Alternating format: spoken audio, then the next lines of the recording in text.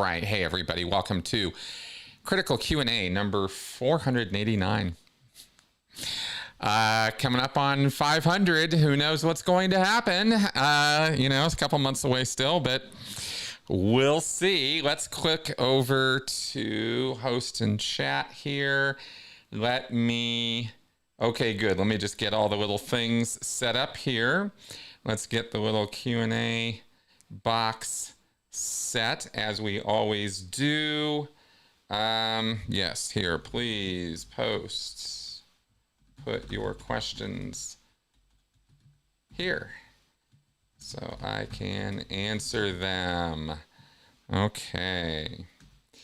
Start Q&A. All right, good. So we've now got the Q&A box up there. So if you have questions for me, you can throw them in there. Let me blow that up so I can see them as they're coming in. Okay, now that we've got some of that, thank you, Sam, for your super chat. I love your support every week. I will encourage others to do the same. It's really helpful when I get that from y'all, as helps keep the lights on and the show going. We have papers today. We have things to go over. I've got a little monologuing for you, but first, I will not forget. I've got a little Post-it note here so I don't forget anything, and I'm still going to forget stuff. Yeah, daylight savings time. Hope y'all had fun losing an hour. I slept in a little bit to make up for it. Let's click over to the Benson cam. Let's check out our little bundle of furry joy this week. I got him in the window where he sends guard over our house. That's the outside front. It's pretty overexposed there, but this was him. He was being a little tired, a little serious this morning when I was filming him. He was just sitting there up on his throne looking outside, but he was not interested in interacting. I tried to, he was just kind of, really, dude, is this what we're doing? Let me see. So let me move me out of the way there so you can see him a little bit better. But yeah, he was kind of not into the joy of that. So anyway, there's our Benson cam. Let's flip back over to us and our chat here. Yeah, he is. I love this dog. I want to say something. Just as a general sort of thing. Something happened to me this morning that was a little, you try to do a good thing. About a month ago or so, a few weeks ago, I was out walking Benson. I walk him every day, or pretty much every day. And it was very, very cold. Like it was in the 10s or low 20s or something. It was chilly, very, very cold outside. So Benson was getting a very short walk. I just walk him around the block. Takes like 10 minutes, when it's really cold out like that. We don't stay out long. But anyway, there was another little dog that we found out on the street. No tags, no identification of any kind. Little tiny poodle, and shivering, cold, did not look in a good way, and looked kind of unkempt. And I wasn't sure, if the dog had been outside a lot or for a long time. It didn't look like it had, but it was shaking. But it wasn't like it had slept outside. It didn't look like it had. It looked like it had gotten out of somebody's house, but there was nobody around. Anyway, I collected up the dog and took her to a shelter because I thought that was the right thing to do, and well, this morning, the owner of this dog, I was out walking Benson, and this person comes up to me and says, "Did you take this dog? Do you see, I got video from some home cam or something?" And I was just like, "Oh my God," yeah, and here's what happened. And at first I wasn't sure if she was talking about the same dog. There have been other dogs in this neighborhood I've run into that I've had to take back to their homes when they have tags and IDs and stuff on them. And then there's some dangerous dogs in our neighborhood who we just avoid. Anyway, point is that she seemed pretty distraught because she had lost her dog, and this was completely understandable. And I apologized profusely to her for, for picking up the dog and trying to care for it and see that it was being taken care of, because there was just nobody around, and it wasn't out for a walk. There was no collar, no tag, nothing. turns out, she says, that she had just taken all of that off to give the dog a bath, and somehow it got out, and it was just out. And I, was very apologetic about the fact that I had picked the dog up and taken it to a shelter, which I still think was the right thing to do in the circumstance. But, what do you do? I wasn't going to go knocking on every door in the neighborhood. I didn't know where the dog came from. So it was just kind of one of those unfortunate things where, you're trying to do the right thing and you want to do the right thing. And I think I did the right thing, but damn, really feel bad about it because now she didn't have the dog for all this time. I told her where I'd taken it. Hopefully it's still alive and still there. It was not I think I took it to a no-kill place, but I just wanted to see that the dog was cared for. And the place I took it to was a very clean, it was a county shelter here in Adams County that looked like they were very pro, unidentified the dog right away, but there was no chip. I stayed to see if there was, anything. So anyway, I'm just telling you this whole story, not because it's about me. I really wanted to say, if you have a dog, please get it chipped and get a collar on it. And if it gets out, go proactively get your dog. I can't imagine not doing that. I can't imagine, though, not realizing that your dog got away right away, right? I can't, because that's happened to us. But we are like, really, really adamant with Benson that, he's got his little collar with we've got our phone numbers and his name and information, and he is chipped, and that chip is kept in a database that's kept accurate and kept up. So I would just really, really encourage with this little story here, take care of your little fur babies. Make sure that they are secured, because you just don't know, obviously. And I can't think of a worse place to be, and it's happened to us when Benson has gotten out, than to not know where your pet is. And anyway, so that's my little plug on that. The other thing I wanted to throw out at you guys, I hope you have a chance or get a chance to check out the podcast I posted yesterday about is wokeism a cult? I get asked, what about the left, Chris? How about that? What about all the cults on the left, Chris? Right? This like, come on now. You talk about MAGA all the time. You're so willing to, bag on Trump. What about the woke cult, right? And I'm not resentful about this. I get it. And I tried to make that clear in the podcast. It's real short. It's like a half hour. And boy, is there already people coming around. Oh, absolutely. It's a cult. A lot of thumbs down and all that. But one thing that I did get was some, I got a thoughtful email from somebody about it. And I thought I'm going to respond to the email separately, but one thing I wanted to point out to people who are on my side, on the left, right? And I really don't think about myself that way anymore, to be honest with you. I'm sort of trying to just not get stuck in left-right paradigms in my thinking too much, but I still lean emotionally and sort of socially in the direction that we might think of as left, I guess. But I'm highly critical of stuff that's going on with the left, and my own tendencies to have fallen into some patterns of thinking that weren't particularly constructive with that. And so I want to be constructively critical of it in a way that people on my side can kind of see that there have been issues and problems, and maybe some of those issues and problems have contributed in a social, cultural way to our current situation. And if you go around through life, no matter if you're on the left, right, or center, and you're absolutely, militantly centrist, right? You can, no matter where you're at, you can get yourself into a headspace where you think that is all that there is, and this is the only righteous position to have, and anybody who doesn't think the way you think is absolutely out to lunch. And you don't even have to be in a cult to get yourself into that kind of thinking, because you can do that to yourself, right? You don't have to have some leader manipulating you into that. And that's kind of an important point, is you can get yourself there. And that doesn't mean you're in a cult. You know what I'm talking about? Right? And so people can see you acting like a goddamn nutcase online, accusing people of things they're not, not guilty of, being a complete douche, right? We used to talk about this with militant atheists, which is not so much a thing now, but for a while it really was. And there was some real popular people in the atheism world who were real dicks. about believers and about theists and really, you know, religion as a mental illness and this kind of thing. I mean, really hardcore stuff. And this is just people getting themselves into that place. There's no atheist cult or atheist thought leader driving people into this extremist headspace, this militant place. There's other reasons why that happens. And then we can talk about those things.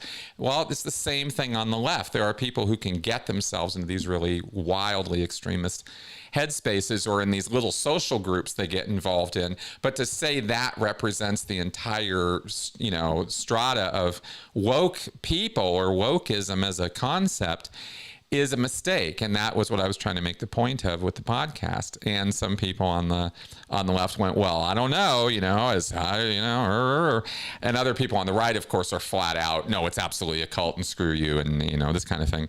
But the other thing I wanted to point out, there was one other point I wanted to make today about that podcast and about some of the responses I got to it that I thought worth making. And that is, I don't know if it's appreciated enough how many bots and how many, let's just say, bad actors exist on the internet 24/7 who create an impression of the left and the right and the extreme views on both ends of that purposefully in order to create the idea on the left and right that both sides are a cult. Kind of an artificial introduction to the digital space of that phenomena I was just talking about. Individuals go extreme, go wild, go all in on their beliefs and then kind of act a little culty. But then you get people who are faking it, who are doing it on purpose to muddy the entire space and make out that it's just crazy town and that nobody should have anything to do with this. And this is one way that trans rights, LGBT rights in general, civil rights, I mean, this is not just an internet phenomena, but it is so easy and so ubiquitous on the internet. It's so widespread that this is something you've got to, I just wanted to caution everybody, you know, you got to take that into account when you're reading or looking at stuff on the internet. Unless it's from a person that you have literally met in real life, you don't know if it's actually from or a real human being. Right? There are bot accounts out there and social media accounts and Facebook. I mean, this is not even like a hidden thing. This is kind of one of those elephants in the middle of the room kind of things that I think is worth pointing out. So some of what you on the left or you on the right might be reacting and responding to and walking around thinking you're so sure you know how crazy town these other people are. No, you might actually be falling for an awful lot of bad actors on the internet who are just trying to get you to think that way, and that's across the boards, right? So I wanted to remind everybody about that with the little platform that I've got here to talk about that. Okay. That all being said, I had a little monologuing that I wanted to offer as a more direct. I'm going to wax philosophic. I'm not a philosopher. I don't think of myself as an intellectual or public intellectual or something. But I do think of myself as a human being who is struggling with what is going on in the world right now. And I think you are too. And I think that the reason some of y'all tune into what I have to say is because sometimes I offer some constructive ideas or things that might help us get along in our day-to-day. You know, a lot of this channel talks about sort of abnormal psychological stuff, you know, culty stuff, extreme stuff. But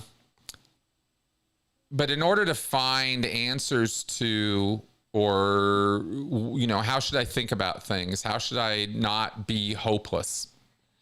I guess that's kind of something that I've been thinking about a lot lately, is how do we face the world without being hopeless?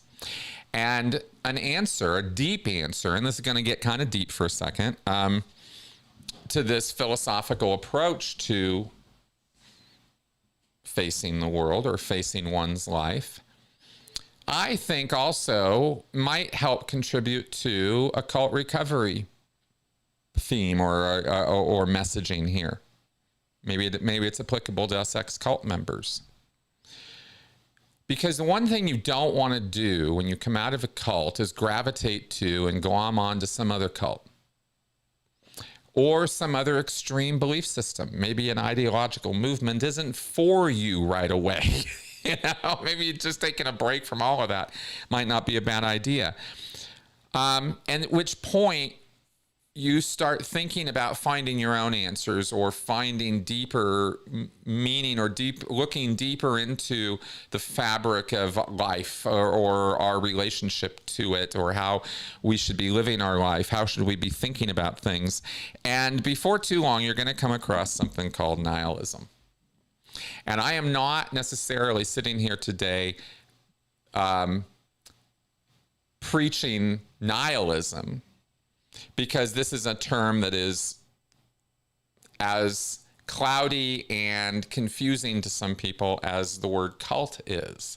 So I thought instead I might just talk about it and elicit some feedback from you guys, see what you think about some of what I've got to say here today. Let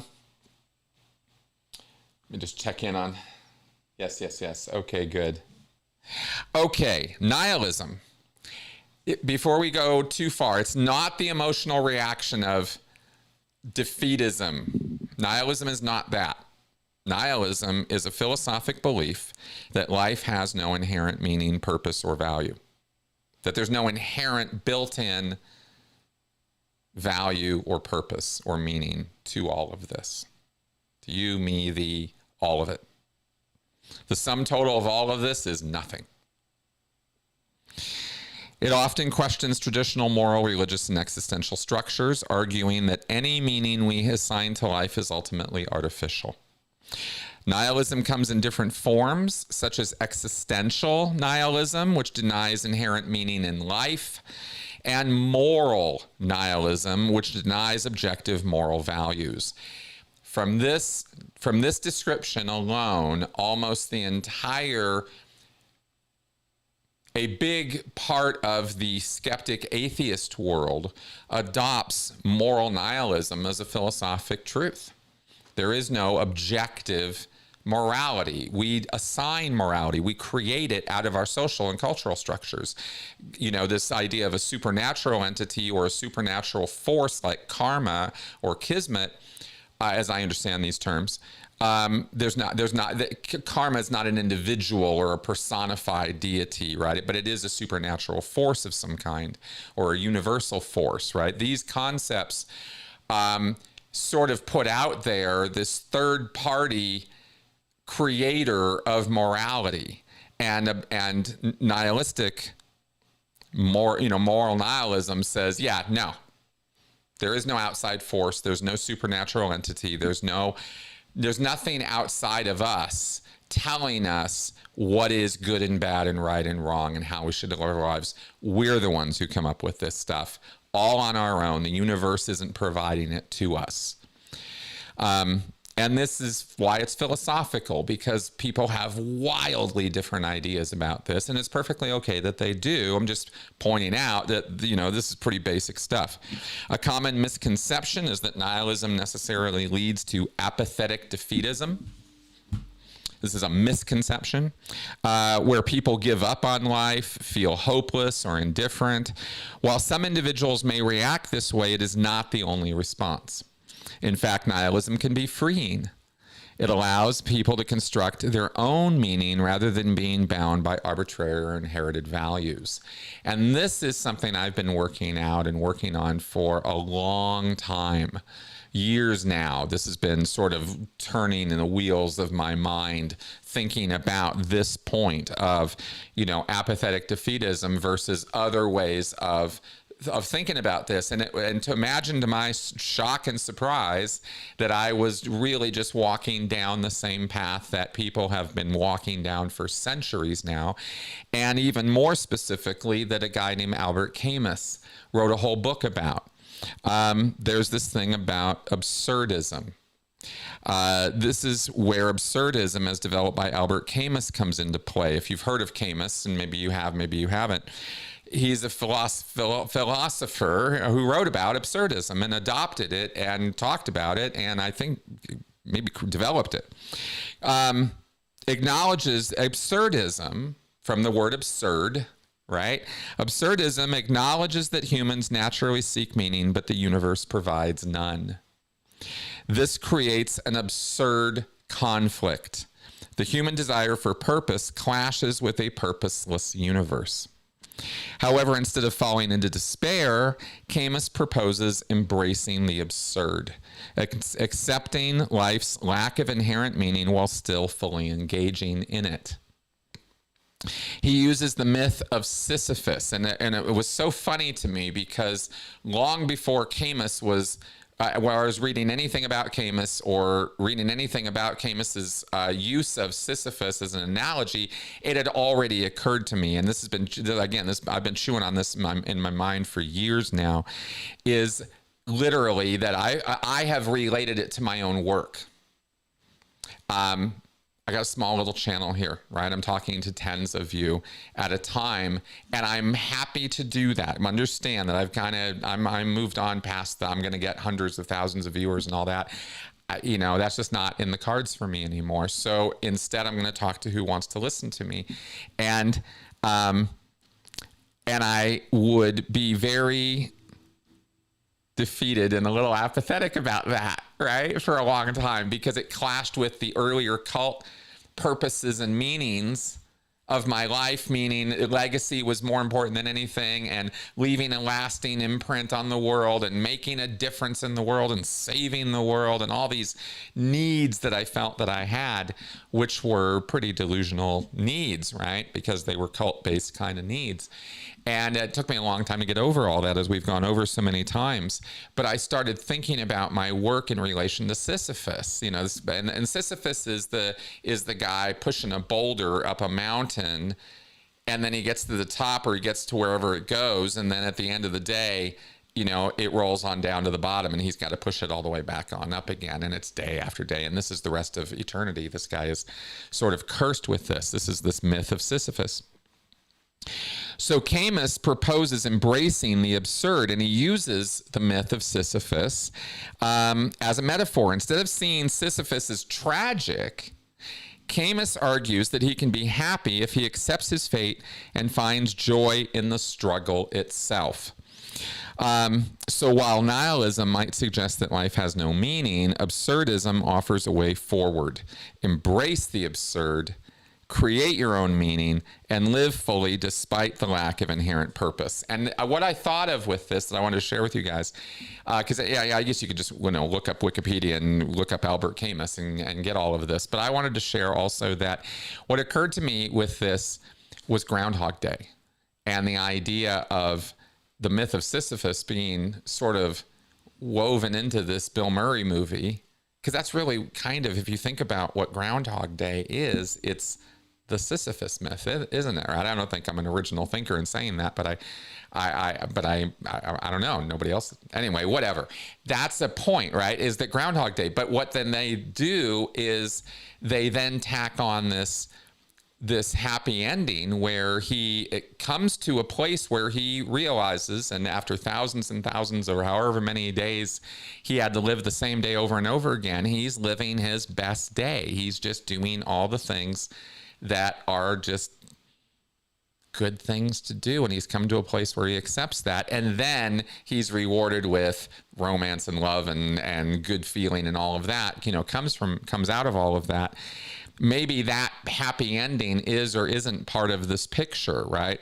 Absurdism is the step before that. Maybe you're not guaranteed any happy endings, in other words.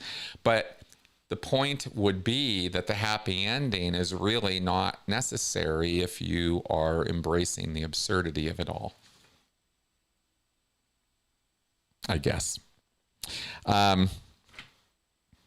His famous conclusion, I guess, what Camus had to say is that one must imagine Sisyphus happy. Like if you, instead of it, because obviously I think a lot of us imagine Sisyphus as this really tired out, really broken down, really like defeated figure. And I'm sure he has his days, but if you can imagine Sisyphus actually happy doing what he's doing, it's kind of like why I wanted to say all this is because it's kind of like it's something you are in control of. If there's anything you can be in control of, it's how you engage with the world. And this is a way of engaging with the world that acknowledges every single problem and conflict and stupidity and ignorance and teeth gnashing frustration that you have and that all of us have. It acknowledges the validity and truth of all of that. And then says, yeah, nobody ever promised us a rose garden. It doesn't have to be awful. It's kind of what we make it, right? But at a level that it really is kind of what we make it, not just, it's not victim blaming. It's different, right? And it's kind of like that. It's kind of like the 3D pictures with the sailboat, right? You have to, if you can change your perspective, suddenly the 3D picture comes into you go, oh, it's that kind of a thing, So I wanted to offer that as something to think about. The other thing is, of course, I wanted to end on that with, embracing absurdity should feel like being in on the joke of existence. Instead of seeing life as a cruel joke played on you, you start laughing with it. There's an underlying sense of liberation, a kind of lightness where you stop demanding the universe explain itself and instead immerse yourself in the messy, strange, and beautiful experience of just being alive. And, I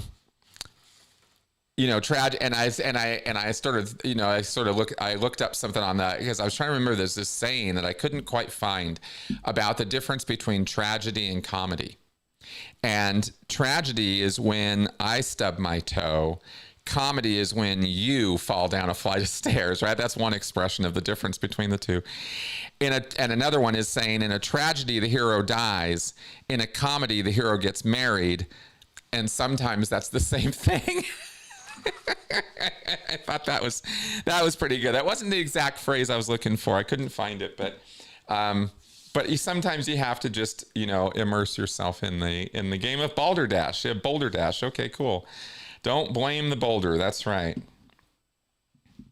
Yeah. So anyway, just wanted to throw that out there for you guys as we move forward here today. I thought that was worth sharing.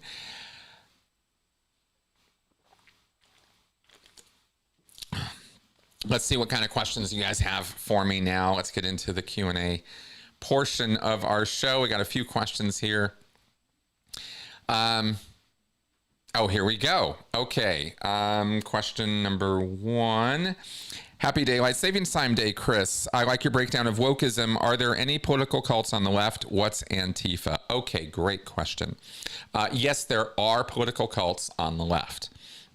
There are Marxist cults. There are communist cults. There are very, very left wing, like more than most mainstream media in America gets into or covers, because most of those groups are pretty fringy, pretty small. My professor from my university study, Rod, was part of a left-wing Marxist cult in the UK. Spent many years in it. So pushing for revolution, pushing Marxist ideas, right? This kind of thing. So yes, those exist. Antifa is what I understand it to be, a loose collection of very disparate groups that organize around the concept of anti-fascism. I'm not aware of a centralized leadership or hierarchical structure to Antifa, and Antifa groups in Europe, it has been stressed to me over and over again, are not the same thing as groups that you see here in America who refer to themselves as Antifa. pretty much anybody can identify as Antifa. If you want to go out to a protest, or you want to go out online and throw yourself out there as, normally they put themselves out there under anonymous accounts. But they are rabble-rousing types, at least at protests and out in public displays where I've seen Antifa. And they are representing themselves as anti-fascist. They want to fight the fascism. They want to fight the bad people who are trying to, hurt America or hurt our values or something. And this is, as you can tell from the language, very subjective and pretty all over the place as far as what's the dogma. Anti-fascism. It's very individual from person to person and group to group as to what that means, which again makes it not a cult. And this seemed to be a concept that was difficult for some people. I tried to make it as simple as I could. I really did. And I'm not trying to come down from my high tower to, explain it to you people. It's not my flow at all. I was a little surprised because I guess it's a nuanced thing, in that cults are cults. Cults have things that must exist in order for it to be a cult. And a lot of people seem to get really confused because there are other groups or activities where behavior becomes extreme, becomes abnormal. You look at it and you just go, wow, that's too much. You all have described it to me in many, many ways in how you see the other side. They're, too full of vitriol. They are, they're angry all the time. They are so sure of their own ideas that there's no debate or argument allowed or accepted, and they will decry you and tear you apart. And they're right on the edge of feeling like, if they're not outright violent toward you, then they're right on the razor's edge of it. And they want to tear down structures in our society or structures in our culture that are very important and that define who we are. And everything I just said describes extremists on the left and extremists on the right, and how people have complained to me about what they see in extremism on the left and on the right is everything I just said, right? But just because somebody's in that kind of a headspace doesn't mean they're in a cult. And this is going to be one of those fine points where I'm going to be fighting the tide of, how people use language. But I feel if there's anything I can be clear about or be, that I feel it's my place to speak on, like, no, this is why that's wrong, it would be this. And specifically, if there's no leadership, there's no centralized dogma, there's no hierarchical structure, then it ain't a cult. These things have to exist in order to have what we call a destructive cult. So online activities that are not focused or centralized around individuals or group leadership, that is issuing dogma, right? That is issuing rules and binding choices. A lot of ways to think about this, but it is in these terms of your choices being taken away from you by an external source, not by you, all by yourself, radicalizing yourself. That's not you in a cult. That's you being a dumbass, but it's not you being in a cult. You're doing that to yourself, right? This is like how a lot of people get into flat earth. This is how people get into conspiracy theories. This is how people get into wokeism. This is how people get into the incel communities, right? QAnon. They can go down these things. And I said this is how people can get into wokeism, in that there are extremists on the side of wokeism, right? Very, very people who are, ready to take away rights from an awful lot of people in order to ensure that people have human rights. I mean, there you can get people on the left who absolutely get into that headspace.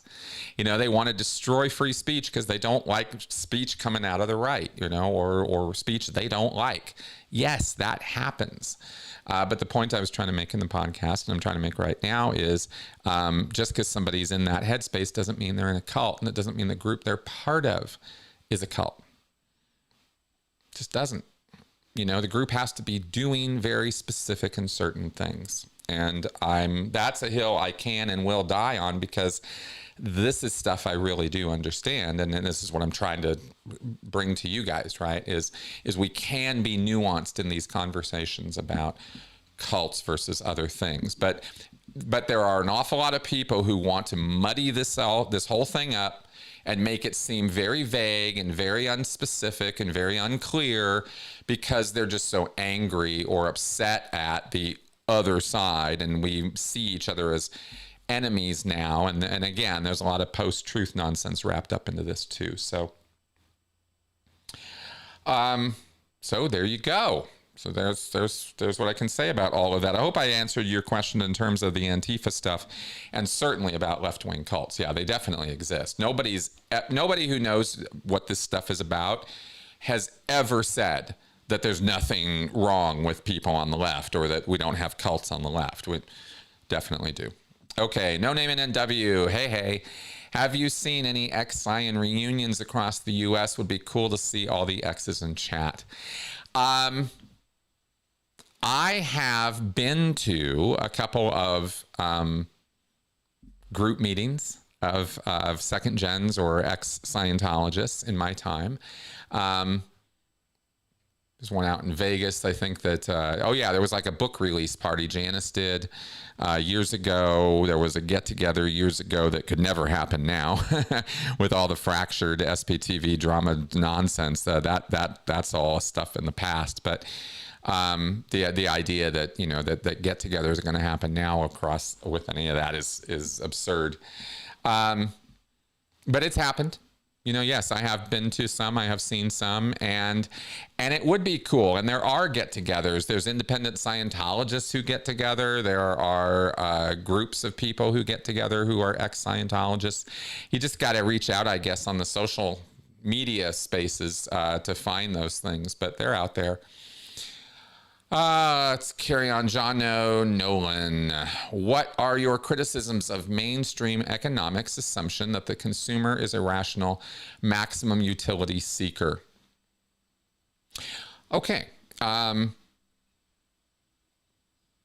I was under the impression, and maybe I'm wrong, I'm not an economist, but I was under the impression that economists had accounted for, or were starting to, or the thinking had changed in that field about this exact point of the consumers being rational maximum utility seekers, right? I think it's pretty well understood by, anybody who's got a couple gray cells to rub together that ain't what human beings are.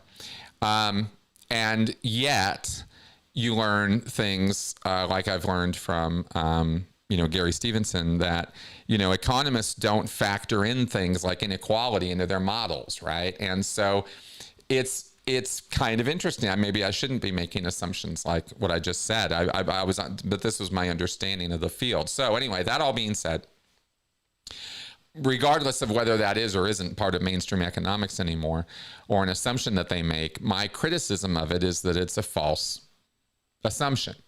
I can see it's an easy assumption, though, because then it's just a matter of treating human beings as little efficiency experts who are looking for the best deal all the time. And we're not. We just tell ourselves we are. We tell ourselves we are smart, intelligent shoppers, and we, are able to ferret out good deals, and we're able to see, when the math doesn't work out, and we're able to see when we're being sold a bill of goods. And we tell ourselves an awful lot of nonsense, and we assume a lot about ourselves.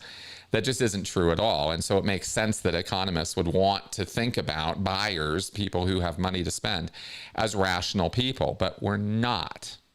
And we don't spend rationally, and everybody on Madison Avenue, right, the PR people, the advertisers, the madmen, they know this. They know it better than the economists do, and in a lot of ways, I think. We are highly, highly emotional in our motivations and in our decision-making. And then we are really good at, after the fact, justifying or rationalizing our earlier irrational behavior. This is what we do all the time. We also do engage in perfectly rational behavior all the time, too. If we were more irrational than rational, then the world wouldn't work the way that it does, and things would be falling apart long, long, long ago. So don't take this the wrong way that we're wholly irrational. But when it comes to spending money, our desires and our emotional needs can interfere with our utilitarian view of, what food, what clothing, how do we deal with the expenses of our life? We're just not that way. And if you're and the thing about, I called economics a behavioral science a couple of weeks ago. I still believe that's true. I think that's I don't think that's a controversial statement. But whether it is or not, I see it that way. And if you're going to try to predict and explain or predict, which is what economics is really all about, is not just explaining systems of resource management and logistics and money and all that, but predicting it. If you're going to do that, then your predictions are going to be off to the degree that you're not including truth in your assumptions. Sometimes you have to disregard certain things in order for, the math to work out, or in order for, to dumb down certain models or ways of thinking about things in order to come up with solutions to stuff. You can make very binary arguments, very tit for tat kind of stuff, and have general rules of behavior, general predictions on things, but then the devil is in all the details, right? But when you're going to assume that human beings are going to act in a way that human beings very, very rarely act when they're spending money, then your models are going to be off. You're not going to be able to come up with accurate predictions. And sure enough, economists guess about a lot of stuff. And it was quite shocking to me to learn just of that one thing about how, the averages that get used in the economic models that top flight economists use to predict and determine, say, interest rates, or how money should be invested by a bank or a financial institution, or what stocks to invest in. The models that are used to determine that are very incomplete. And it's very interesting to me. It was very interesting to me to learn from Gary how incomplete they are. So I'll just throw that out there as a something you all can check out too. I think it's a channel. It's called Gary's Economics. Yeah, there we go. And there's that quote from Men in Black. Thank you, Noam. Right? A person is smart. People are dumb, panicky, dangerous animals, and you know it. That's right. That's exactly right. And it's just important to not put rose-colored filters in front of your eyes when you're trying to predict human behavior or understand it.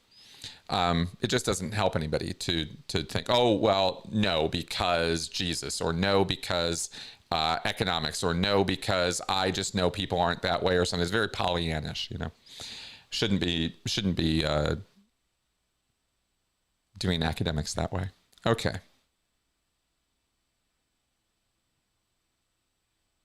John O'Nolan asks, what happened to the guy you used to collaborate with? You did a show called Is It Culty with him. That was really interesting. I don't remember if this was the Andrew Gold that you're referring to, or if it was somebody else. Is it culty? Anyway, I don't know what happened to that person. Andrew Gold, I just stopped working with because he kind of went down the clickbait, right-wing rabbit hole. And I didn't want to work with that anymore. But I'm not sure if you're asking me about Andrew Gold or not. That's my answer. Okay, I'll just carry on here. Sorry, sometimes my memory isn't what it should be. Ex-Scion, what happened to affirmative action? I remember when it was first introduced into the workplace, but I don't know how effective it was. Well, I don't know. I know that it's progressed. My understanding of affirmative action from the 70s, I believe it was a 60s and 70s civil rights movement, regulations. I was looking for the right word to use. Kind of rolled forward progressively into what we've got now with what we call woke. How effective it was. My understanding of affirmative action was it did good things to help level the playing field when it came to providing opportunity.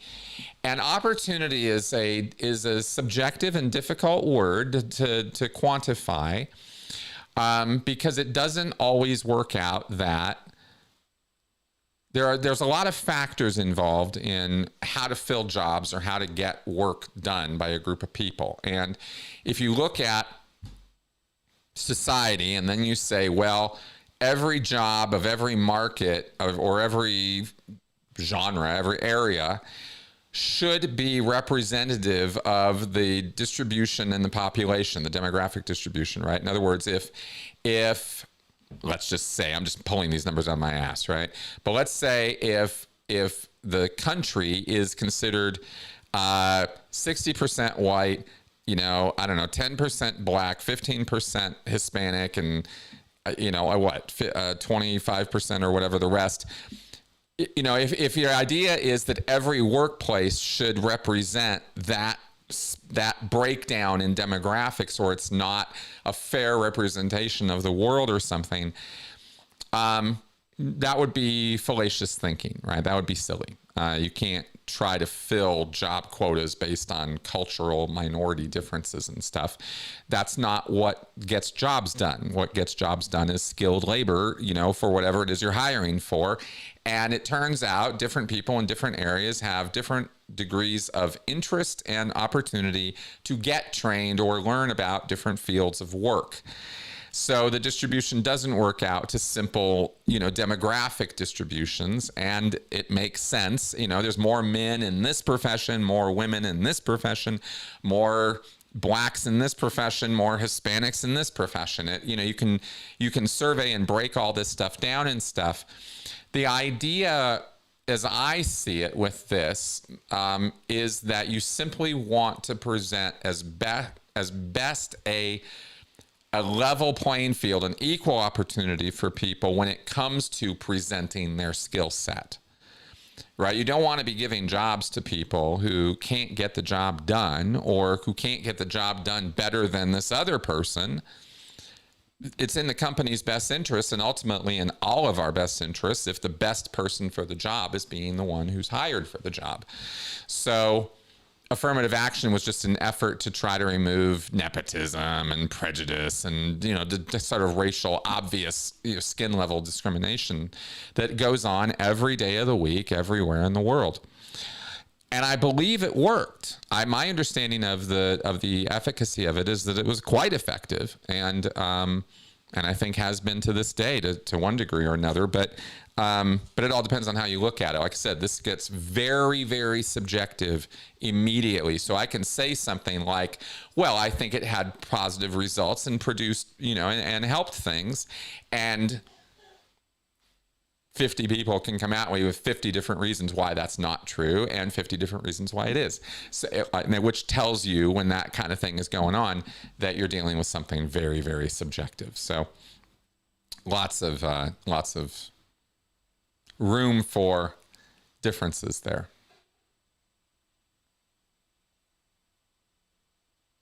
Ex-Scientologist, how does our government use the bite model?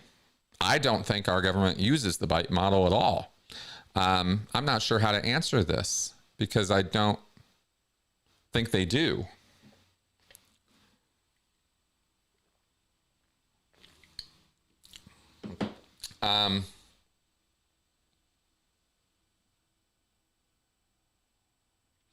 If you can clarify that for me in the comments, maybe I can see Ex-Scientologist, because I know you're in the comments section over there as well. I'm not tracking with what it is you actually are asking me here, so I'm going to move on. Ex-Scientologist also asked, do cult leaders cause pain and or suffering in order to leverage the removal of that pain in order to coerce compliance while looking like a hero? Sometimes, yes. This method of control is absolutely valid and absolutely something that cult leaders do.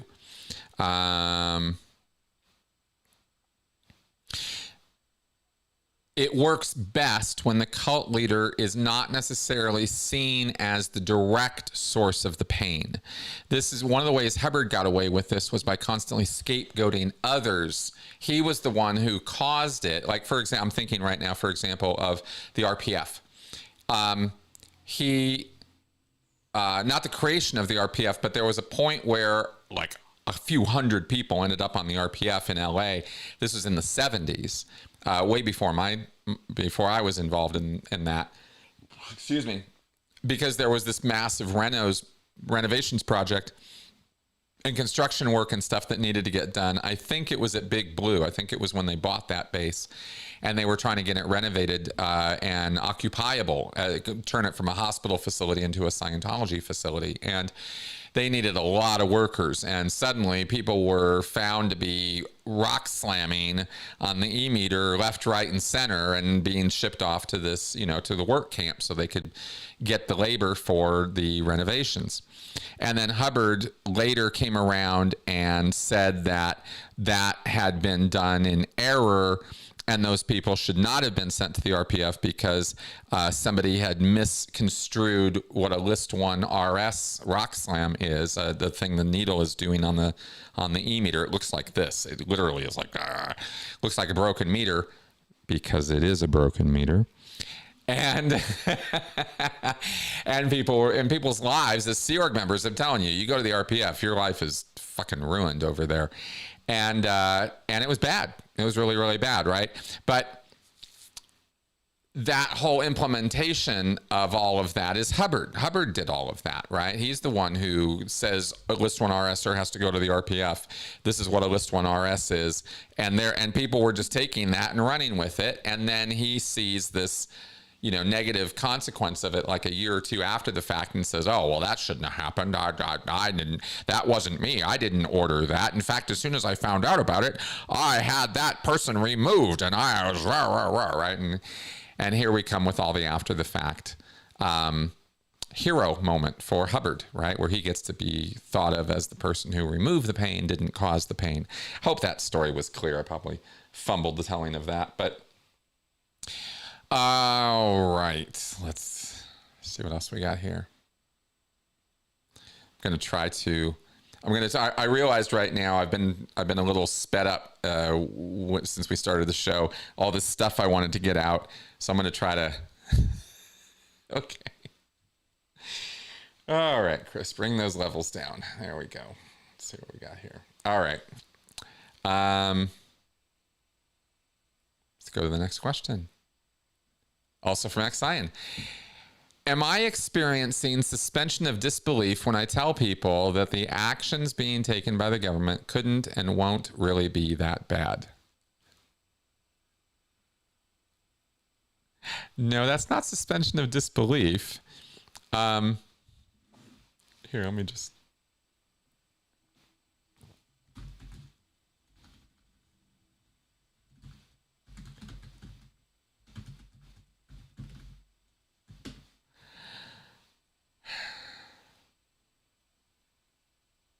Let's take a look here. Suspension of disbelief is the avoidance, often described as willing avoidance, of critical thinking and logic and understanding something that is unreal or impossible in reality, such as something in a work of speculative fiction, in order to believe it for the sake of enjoying its narrative. That's what suspension of disbelief is. And that would be different from what I think you're asking me about, which sounds more like you're wondering about denial. These are, as I understand it, these are two different concepts.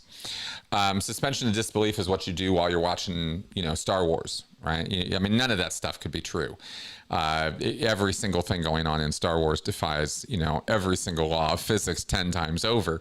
So you willingly suspend your disbelief in order to take in the movie and enjoy it, and not sit there criticizing it the whole time. And to the degree that a movie knocks me out of my suspension of disbelief through storytelling or directorial or production value points, in other words, it distracts me out of that for some reason with something so heinous or such a bald error that I can't not disbelieve it, right? Anyway, so that's what that is. Now,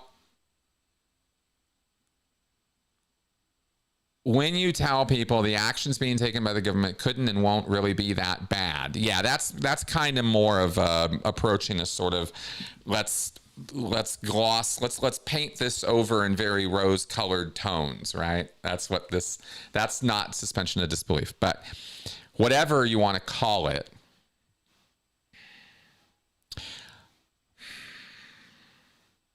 I don't know that would be the right way to go about talking to people about what's happening right now, is say, well, it's not going to be that bad. It's not that bad. I mean, maybe you can have that point of view, and that's perfectly fine if you want to have that point of view. It's not the point of view I have.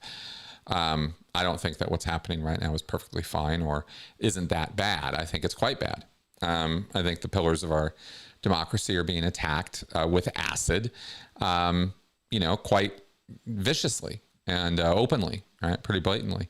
So I think that that's alarming. I don't know that it's alarming to the degree that I need to be running around out in the streets, screaming and shouting or something. We have, again, there's time to do something about this, but there's, somebody else made the point. I was watching a video this morning, actually, a Vlad video, and he pointed out that something I'll forward here, because I agree with it completely, which is as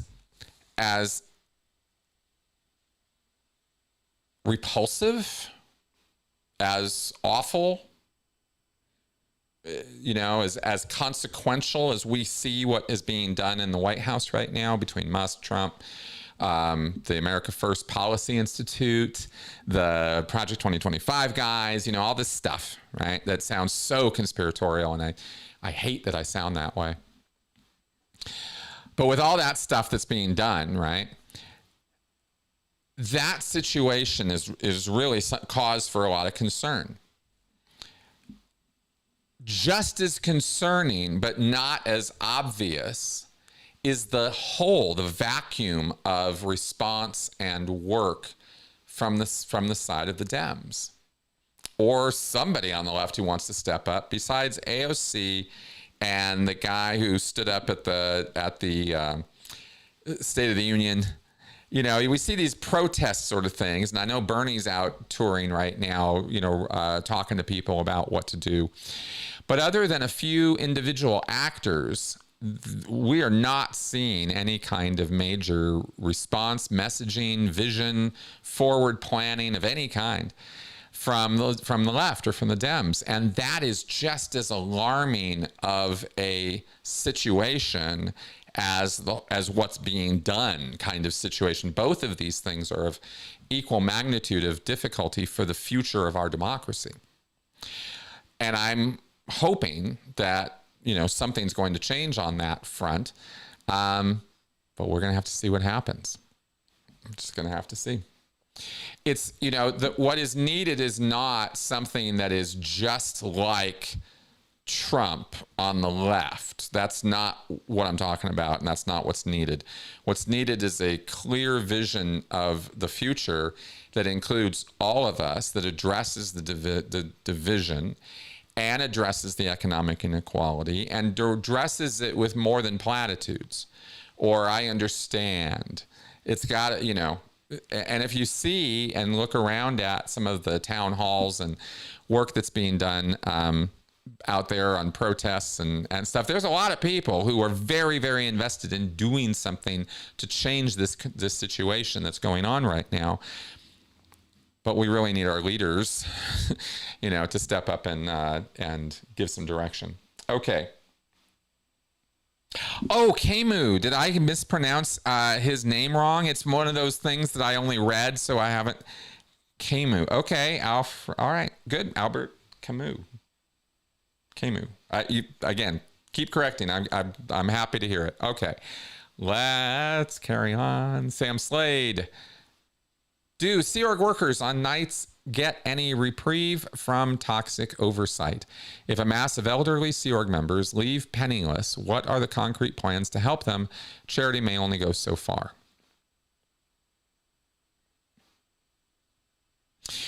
The work night in the Sea Org ends around somewhere between 11 o'clock and midnight, usually for most folks. The service org guys sometimes would get off like 10:30 or something, because they had to come in like kind of more early than we did as management staff in order to set up the day and get the building ready and all that kind of stuff for service and delivery. So you had shifting schedules, but roughly the same amount of work time. And again, usually securing at night, getting off work 10:30, 11, 11:30, somewhere like that, right? As a usual sort of thing. So after that, you're kind of free in that you can go to the canteen, kick it in the main mess, hang around outside, congregate, walk around a little bit on the base. You are not allowed in PAC. When I was there, you were not allowed after night, or even during the day really, to just be wandering off the base. You don't get to do that. You don't get to go off down to the grocery store or the restaurant or go eat at Wendy's or something. If you don't like the dinner or the lunch, you're not supposed to do that. And they would bust people who would do stuff like that. And security, of course, has cameras and they patrol the base and all that. And they're patrolling and watching the Sea Org members just as much as they're watching outside people. So that's kind of what it's like at night, right? And at any point, of course, you can be ordered, you can be tracked down by your senior and ordered back to post, and often are, to deal with this, that, or the other thing.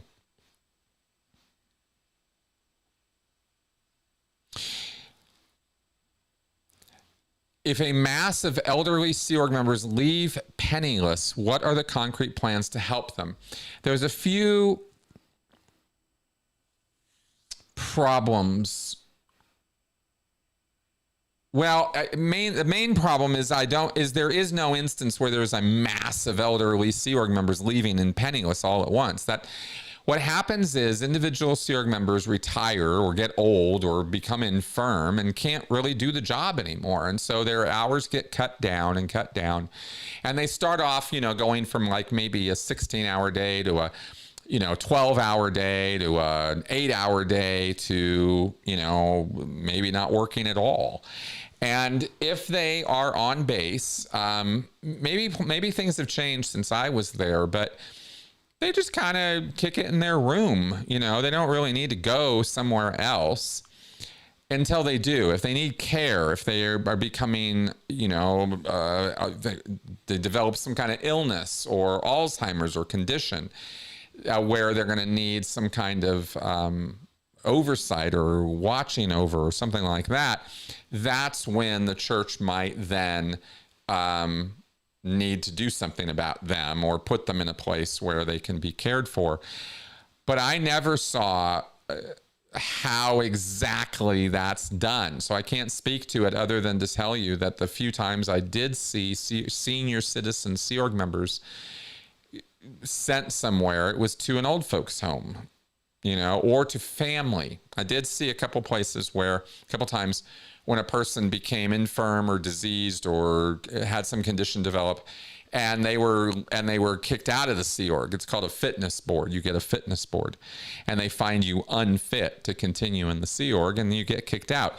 Now, when you get kicked out, they literally do not ever, that I ever saw, kick you out on the street penniless. I never saw or heard of a Sea Org member of old age having that happen to them. Maybe it has happened. I'm not saying Scientology is above that. I'm saying I'm not aware of any instance of that happening.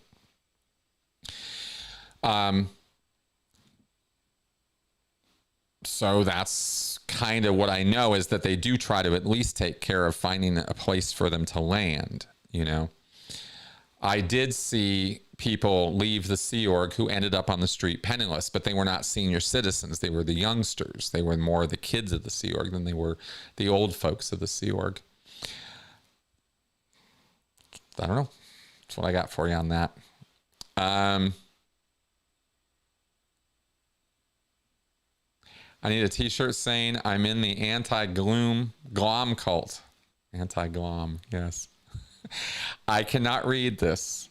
I don't know what to do with that question. Comment. All right, Ex-Scion, can the process, let's see here. I'm just checking on the, Camus is French. Okay, I see it. I think first. Yeah, mid-rats. Oh my God, I hadn't thought about mid-rats in forever. Wow, mid-rats. Yeah, I forgot about midnight rations. Okay, can the process of awakening that made you leave Scientology be applied to wake someone up from the cult of Trump? Yes, it absolutely can. Of course it can.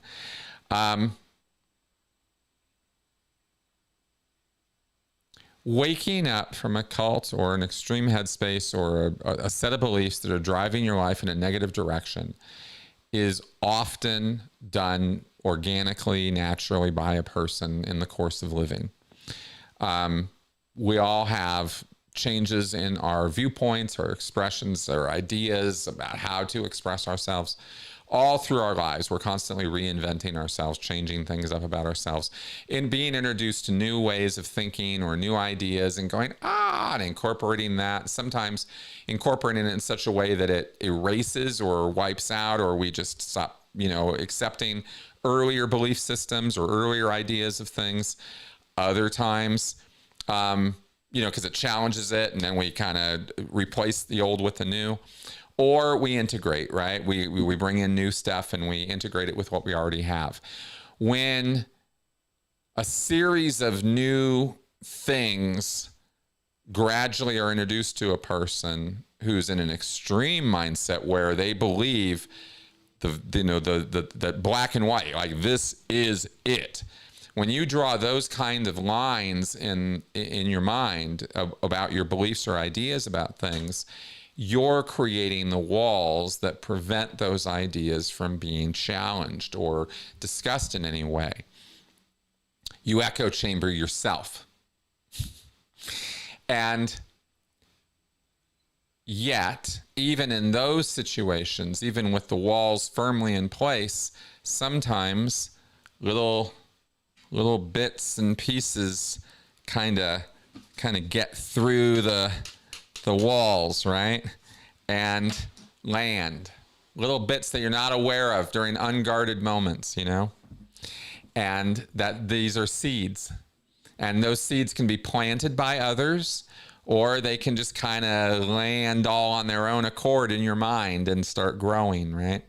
And if the group or belief set or system that you're part of starts messing with you in a morally disturbing way, starts doing things that you think are wrong, in other words, whether it's to you or to other people, those moral twinges challenge and give more life to those seeds. It helps them grow faster. And cults can't help but abuse their membership. That's why they're cults, that they're abusive by nature and by design. So for an absolute fact when you're dealing with somebody who's in a cult that they are going to be given many, many reasons during the course of that cult experience to get the hell out of that cult. They're going to be given a lot of reasons. And how they take to those reasons is how they, is all the things we talk about, right? Sometimes they resolve some incoming thing with cognitive dissonance, and they resolve it so that the cult is still the good guy, or the cult leader is still the good guy, and everything is fine and they're not disturbed until the next thing comes and the next thing comes. But that whole process is the same no matter what belief system you're talking about, because this is just how we change our mind about things over time, as I see it. That's how I see it. I'm probably even being, overly complicated in explaining all of that, but that's kind of how that process, I believe you're asking about, it works. And so that's why seed planting can be so effective, but you got to give it time. You've got to be patient. It is seed planting. If you think about it that way, where you literally, like in the real world, when you plant a seed, there is no seed in the world anywhere that you just throw in the ground, and an hour or two later, you've got a fully grown plant. Nothing does that. It takes time. And that takes time for ideas to grow into new ideas in people's minds. So there you go. Apple cider vinegar. Do you think Putin has compromat on Trump?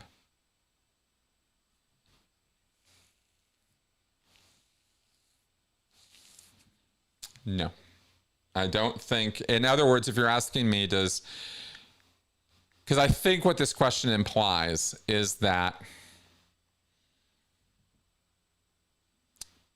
it's kind of like, no, it's not kind of like that. Actually, I'll just say directly. So, is Trump acting the way that he is because Putin has information of a compromising nature about things that Trump does or says or has done or has said that would somehow endanger Trump's status or standing in some way? And the clear answer to that question is no.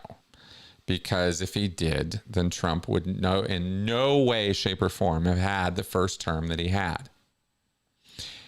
Unless, of course, we're talking about some kind of blackmail material that arose after the first term. And something happened somewhere where, where Putin got hold of information that he could use to compromise Trump. He doesn't have to. We've made lots and lots of jokes over the years, going all the way back to the peeing in the bed stuff, right? The sex stuff with the Russian hookers and all that. I remember all that, right? Years ago. There's all kinds of things that have been thrown out there about how Putin, is compromising Trump. But I look at that now the same way I look at all the rumors and all the media attention that's been given to how John Travolta and Tom Cruise are only sticking with Scientology because of OSA blackmail and interference, right? That somehow they've got something on Tom Cruise or they've got something on John Travolta and that's why they stay. And that's just not true. It could be true. I'm not saying it's beyond the bounds of reason that it could be true, but it's not true. The truth is so much worse and a little bit more complicated. Because when you have true believers or you have personality disorders or conditions in the mix, then the things get complicated. And with someone like Trump, you've got a lot of different things going on, but his narcissism is front and center. And narcissism is a complex condition with a lot of different avenues. It's not just a simple, I'm self-obsessed. There's way more to it than that, if you really want to talk about it as a condition. And and we talked about this a bit in some other shows too, is that Trump looks to Putin for cues of how to be in the world. But he doesn't look to Putin as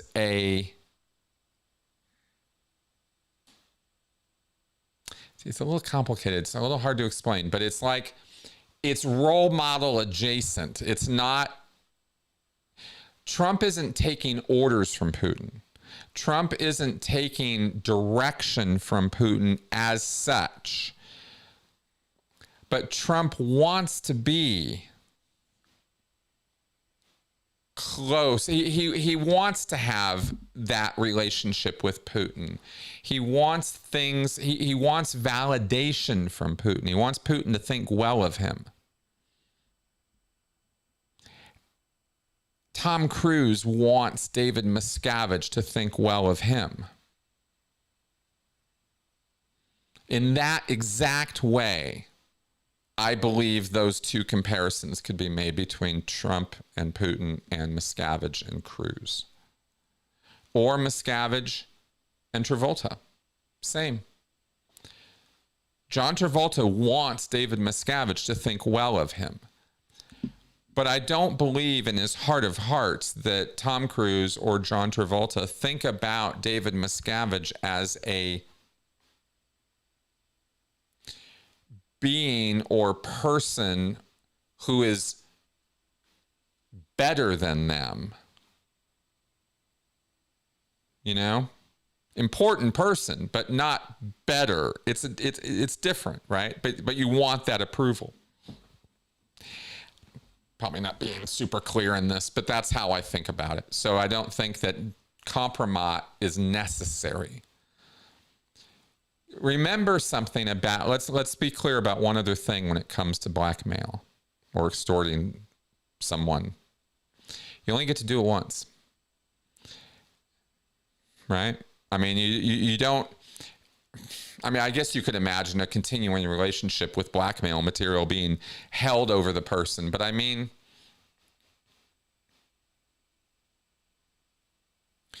once you play that card, the nature of the relationship changes permanently and forever. And even and if you don't need to play that card as the bad guy, Miscavige Putin, then you wouldn't. Because you know that if you do that to someone who's already playing ball and already doing what you want, you're just setting yourself up for failure in the future. It's a last resort. Because it might not work. And if it does work, you don't know how long it's going to work. And they're never, ever, ever, ever going to willingly be on your side ever again. And if they're already willingly on your side or willingly giving you concessions or things you want, you know. So those are just some thoughts about that that go through my mind when I think about that. Okay, let's carry on here.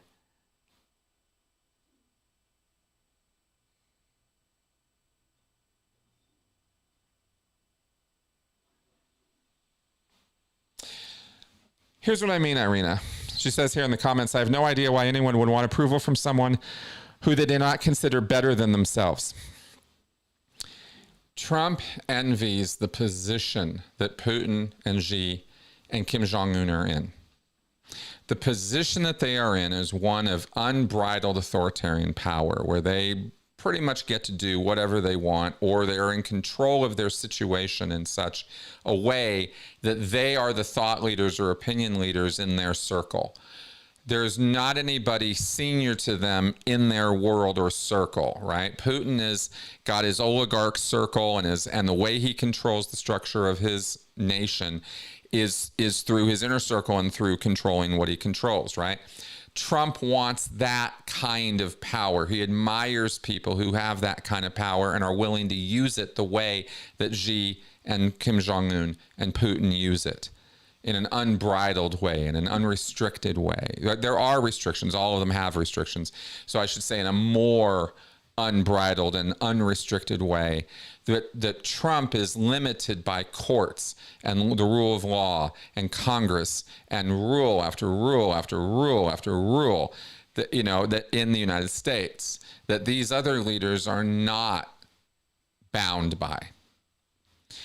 It's that sort of spirit of the thing in which I think Trump looks to these guys for cues, or looks to them as, I wish I was in that position. How do I make this position more like them, more like their position they're in?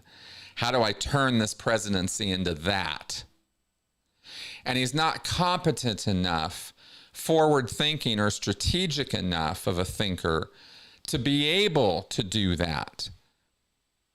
That's why we're safe right now, because the person who's in charge is a bit of a doofus. And because he doesn't, while he might want as an emotional need, he wants that power, that unrestricted, unbridled power as he sees it. He wants a military that admires him, or at least appears to. He wants a populace that just, Trump, Trump, Trump, Trump. Like he thinks these guys have more than he has.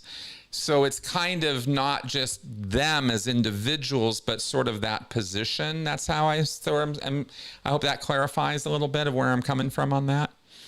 Makes sense to me. I hope I'm explaining it clearly. So you just let me know.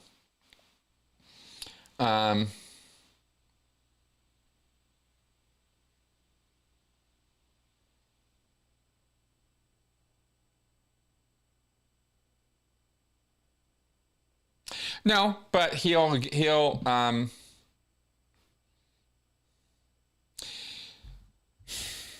me make this simpler. Let me say this and then I'll move on. Trump is able to empathize and have a meeting of the minds with somebody like Putin way ahead of his ability to empathize with, understand, or support somebody like Zelensky. He does not respect Zelensky as a man or as a leader. He respects Putin as a man and as a leader. Let me just dumb it down to that, and we'll move on. Okay. Bud123. Should we get rid of daylight savings time? Yes. Are we ever going to? No.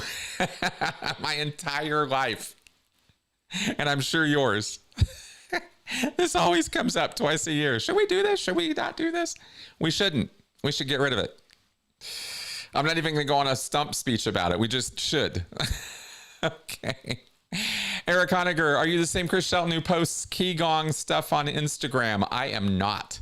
There are two Chris Sheltons you will find besides me if you Google me. There is a pro baseball player named Chris Shelton. There is a Chris Shelton Qigong practitioner.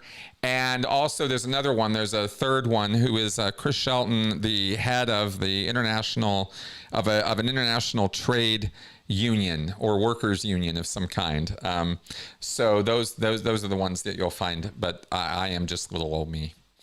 Bud123 are online reactionary groups and organizations such as Stand With US, who get people that criticize Israel or its wars fired cults. Okay.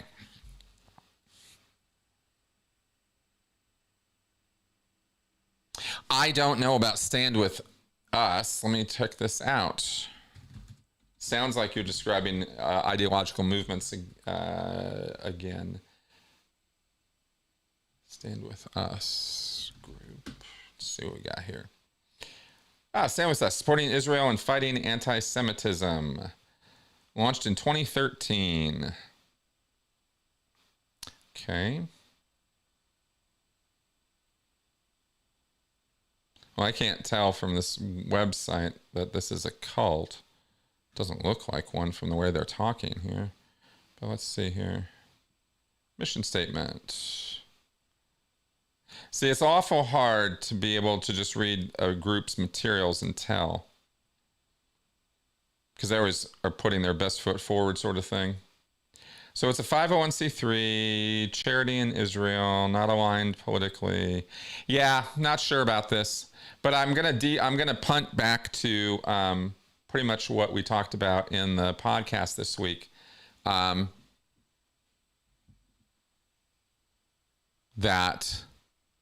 ideological movements are not cults, but pay close attention to, behavior, but also to structure.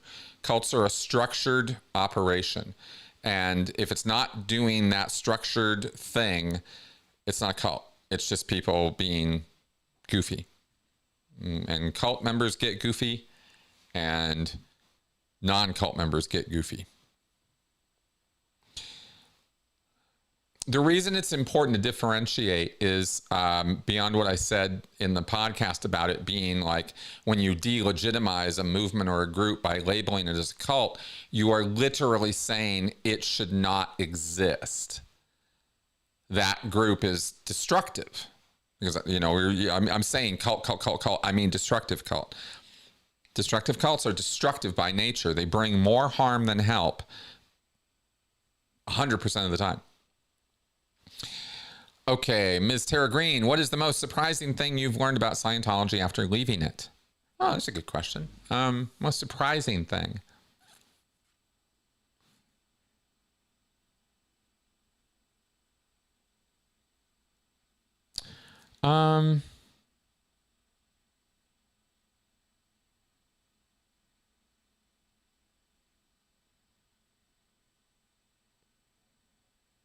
There was a story.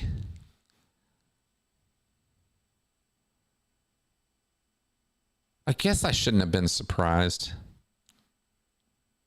There's two things that are coming to my mind right now. One's harder to explain than the other, but the most shocking thing, the thing that hit me hardest when I was waking up, I think I said, it took me a month or two of going down the internet rabbit hole, right? Back in 2013. And learning about what was it, a 3 or 4 year old who was thrown in the chain locker of the boat for a few days. That was, what? I mean, the story of a child being disciplined for having eaten or torn up telexes on the boat. This is Hubbard doing. This is early Sea Org days, right? I think this is 1970 or 71 or something. And some kid on the boat had been tearing up some paper and eating it. And Hubbard ordered that he go be put in the chain locker, or at least Hubbard ordered discipline of some kind. I don't know if he ordered directly into the chain locker, but that's what happened. And the chain locker is a part on the boat near the front that is literally the room where the chains of the anchor, when they drop the anchor or raise the anchor, that chain is on a big turn thing, right? And like it was a spindle, and the chain goes up and down. And if you put a human being in that space where the chain locker, that's called the chain locker, there are a number of ways that person can be injured or hurt in a very, very damaging way, or even potentially killed in that space. And if it's also dirty and disgusting and wet and cold and has rats in it, I mean, Jesus, putting somebody in there, anybody in there, is pretty torturous. It's pretty bad.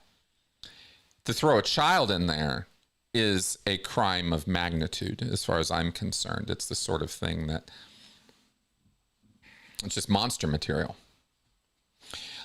So that really hit me hard when I first learned about that, because I had never known, heard anything like that when I was in the Sea Org. I saw some nasty shit when I was in the Sea Org, but never anything like that. Right. I mean, the rapey stuff in the Sea Org was as bad as I ever heard about. And that was bad. Like, to the underage, there were 2 cases I heard about when I was in, about Sea Org members, underage Sea Org members having sex with older age Sea Org members, and those individuals being sent 3 times. And those individuals being sent to the RPF and being handled internally. And I was able in my mind to excuse that not becoming public information, because a punishment that I considered rehabilitation and punishment at the same time was being doled out to those people. And so I was able to reconcile that in my mind when I was in the Sea Org, that the right thing had been done, the bad guys had been caught, and they were being dealt with, right? Because I believed in Scientology. But this whole thing with the kid in the chain locker was, I mean, I just never heard of anything like this when I was in the Sea Org. And had I heard about it when I was in, I would never have been able to reconcile that.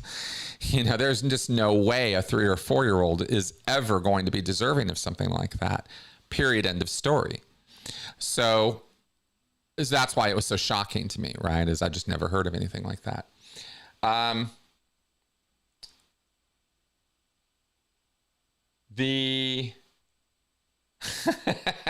Okay, good. Thanks, Irina.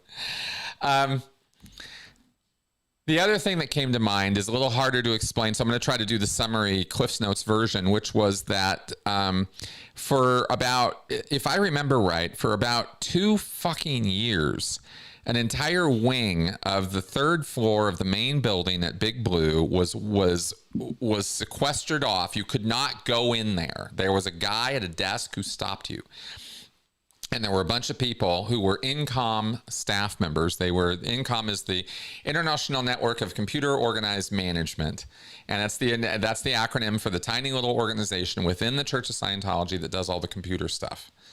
And like actual computer programming and data system design and, database work and all that kind of stuff. All that's done by INCOM for the Church of Scientology. And there was some kind of a security breach in 1995.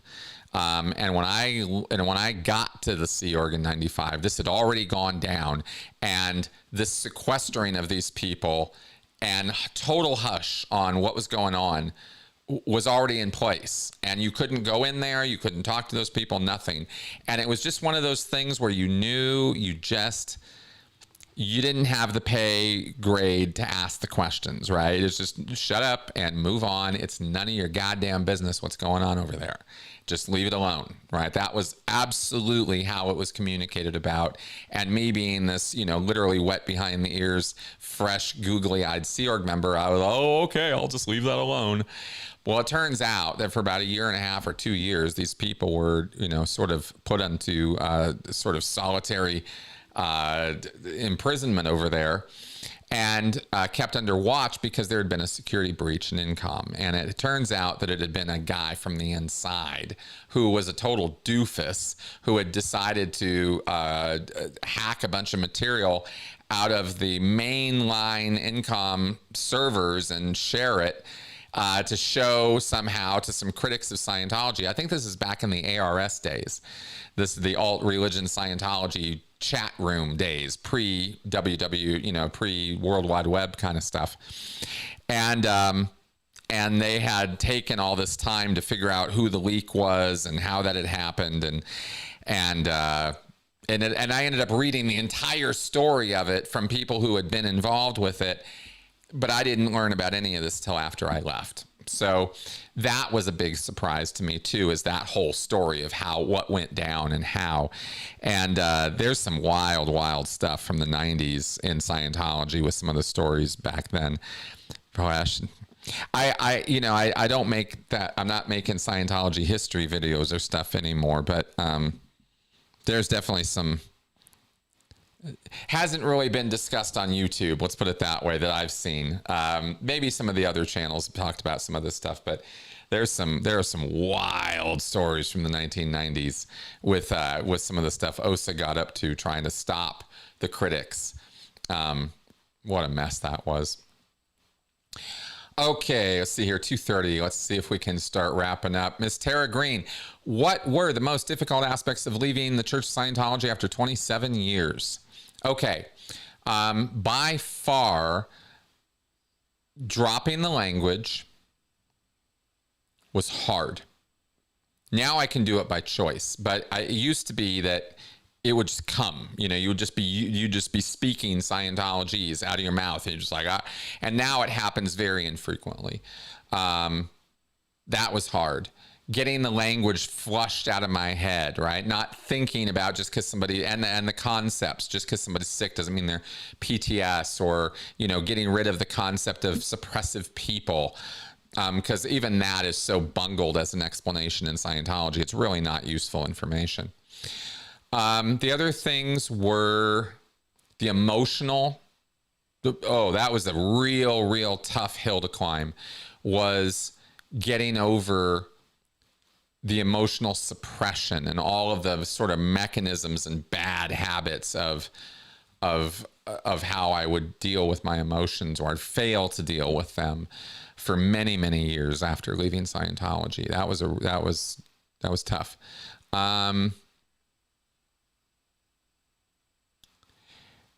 The thing that was not obvious for a very long time, the emotional stuff was difficult, but it was in my face, and I talked about it often on the channel. The language stuff was obvious. It was in my face. It was right there. It wasn't hard to see. The PTSD stuff, the nightmares, the anxiety, the paranoia, a little bit. In the first few years, I was deathly afraid OSA was going to come after me when I first started.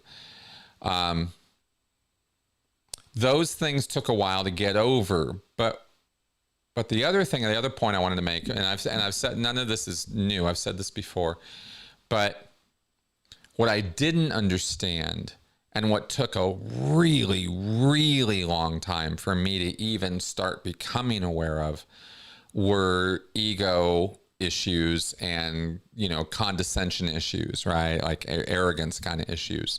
The way I would talk, the way I would present, the way I would respond to other people. And I think my biggest errors have been in my responses, how I would respond to people. And I would come across in this very condescending way. And I've been fighting that for a long time, but I didn't even know about it for many years. And then I started becoming aware of it, and it was like, oh shit, this is kind of a problem in one degree or another. But, you know, how do you change something that feels, you know, you don't think about yourself that way. And I didn't think about myself that way. I didn't think that that's what I was doing. I didn't have that going on in my head, but I kind of did, but I didn't. You know what I mean? Like shedding the cult superiority. That was hard because it was very invisible to me for a very, very long time. And I struggled with that. And, yeah, there's my answer. What's the most surprising thing you've learned about Scientology after leaving it? We answered that one already. All right, let's go to another one. Hey, Hun Puds. Hey. Have you seen the vid by pianist Raphael Camus about Stephen Ridley's scamish piano course that's also a front for Scientology recruitment? Charlie Wakely's involved and is interviewed. Worth a watch. Wow, I will have to check that out. It's the first time hearing about it. I will have to look that up. Thank you for bringing that to my attention. How interesting. Just goes to show you can get scammed anywhere. Piano classes, really? Anywhere. All right. Yeah. Ugh. Okay, Gnome Saint. Can anyone in the Sea Org own pets? If not, did some secretly have one anyway? Generally speaking, pets are forbidden. I saw a couple of Sea Org members who had a fish tank. I heard about someone having a cat, but I found that impossible to believe. And I still find it hard to believe. Yeah, I'll just say generally speaking, no. And Miscavige, of course, has a dog. But I don't know anybody else in the Sea Org who, you know, there's nobody running around with pets or animals, nothing like that. Yeah. Yeah, don't think so. Oh, birds. That's the other thing I was thinking of. I did see one or two like parakeets or something on the base. Yeah. But they were only by married couples. I never saw anything like that in a dorm. I don't think that would fly in a dorm space. Okay. Here's the translation. Sure, here's how it might sound. I am before Muslim now, not I want talk with you. Sorry, my English. Oh, okay. Cool. Email me, Mehdi, and let's talk. I will do my best to keep up with you because English is not your language, but you can feel free to reach out to me by email. You can email me at askchrisshelton@gmail.com. All right. Young Matador. Hey, Chris, you got any updates on the proposed LRH Hall in Clearwater? Looks like another stalled fundraising project. Yeah, I'm gonna actually be talking to Tony about that today when we do our recording for the Straight Up and Vertical show. I don't have any other updates beyond what Tony has reported on, which we'll be talking about. There you go. Oh, and Eric Honecker also translated that as well. Thank you. Okay, those are the questions we've got up today. So that's what I'm going to answer today. It's pretty good timing because I wanted to get going a little bit earlier than I have in the last couple of weeks. What a show, what a day. I hope my answers today were useful, informative, educational, helpful, entertaining, all the things. Thanks for coming around. Thanks for listening to me gabber on at a mad rate. Thanks for your support of my channel and my work and everything else. You guys are awesome. Let's wrap up. I will see you guys next week. And we will have a Straight Up and Vertical this week. Sorry we didn't have one last week. All right. Bye-bye, guys.